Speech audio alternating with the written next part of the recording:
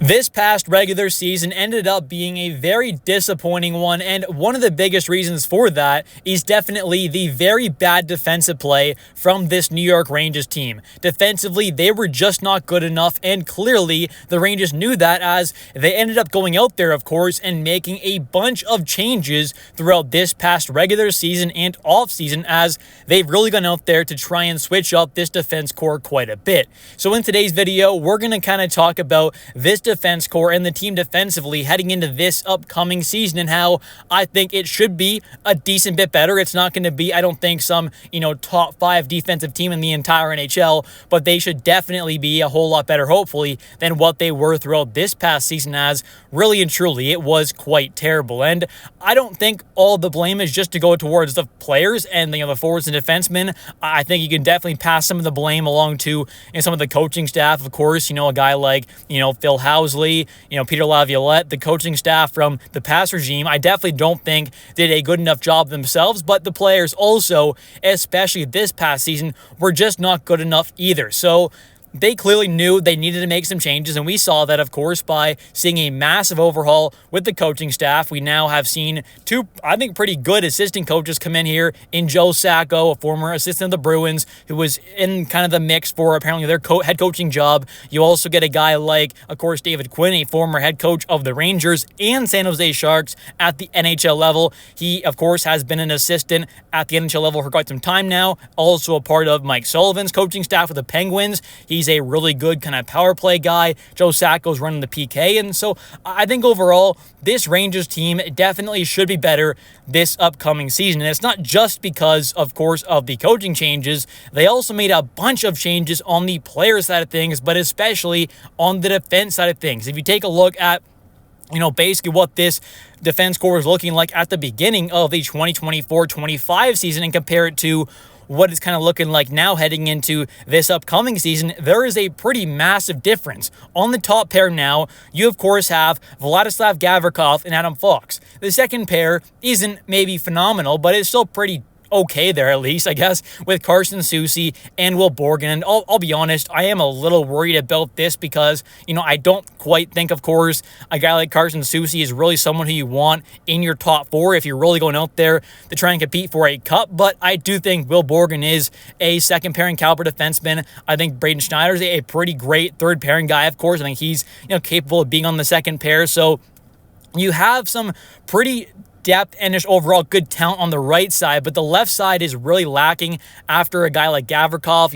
You got on the right side, Foxy, Borgen, Schneider, it kind of looks like, and then on the left side, you've got Gavrikov on the top pair, but then it goes down to like Soucy and Vakanainen. So really and truly, that's kind of where I was wondering, whether or not Mike Sullivan would end up kind of taking a look at, Schneider a little more on that left side to be partnered on the second pair alongside Borgen, who could be on the right. Of course, it doesn't seem like we're going in that direction, unfortunately. So with Soucy in that top 4, I definitely think at some point throughout this upcoming season, closer to the deadline, if this team is in the playoff spot or is right around there and are really looking to kind of make a push for it and, want to be able to do some damage if they can make it, they're going to have to go out there and make an upgrade. So I think if this team is in a kind of playoff spot or close to it, around the deadline, they're definitely going to make some kind of a move there defensively because there's just no way you can expect to really compete in the playoffs with a guy like Carson Soucy unless he completely flips things around from what he did last season, which I don't think is too likely with, how old he is, of course, and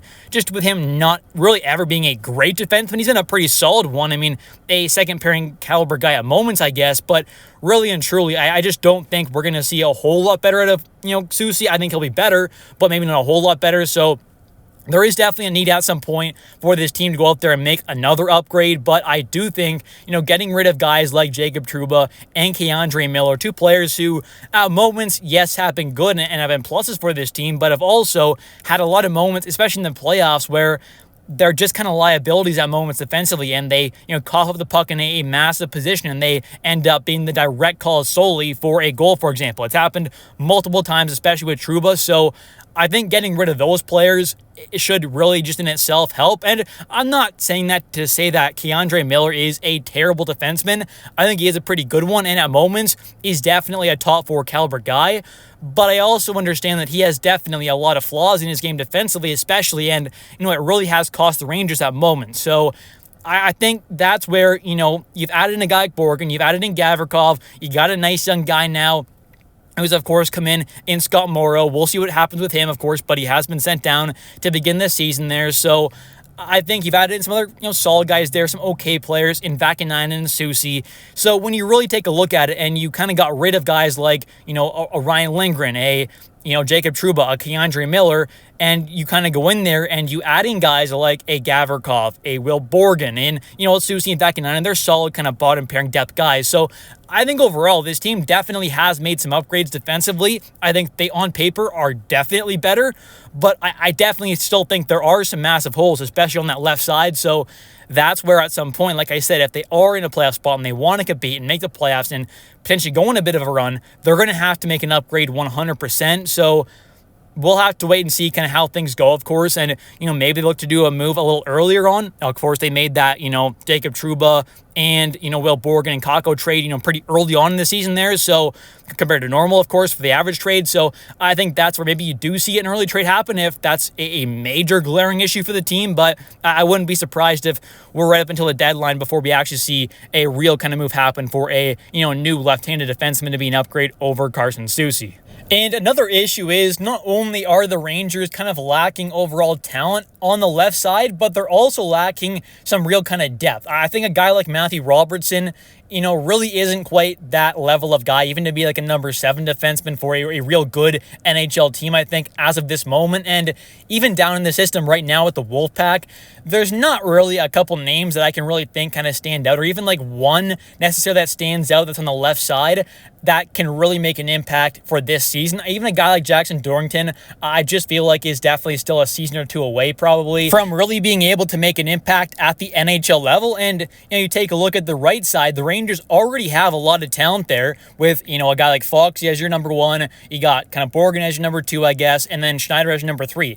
That's a pretty good 1-2-3 punch on the right side of your defense core. And then as your number 4 right now, you pretty much have a guy like Scott Morrow, who is a really talented young prospect who's great offensively, has put up some really good numbers, in the regular season, the NHL last season, they're like 14 games played, 1 goal, 5 assists. Had some playoff experience there with the Canes last season. Didn't get any points, but still had some experience there. Also put out some really good numbers in the AHL last season. So I think it goes to show that, there is some pretty good depth and overall talent on the right side.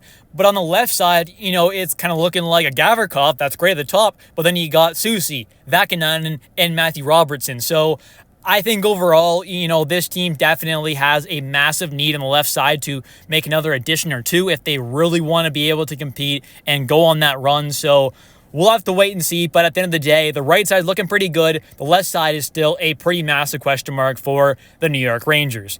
Anyways, that's going to do it for today's video. If you have enjoyed, definitely don't forget to click that like and subscribe button for daily New York Rangers content. And also, definitely don't forget to comment down below your thoughts on this New York Rangers defense core heading into this upcoming season.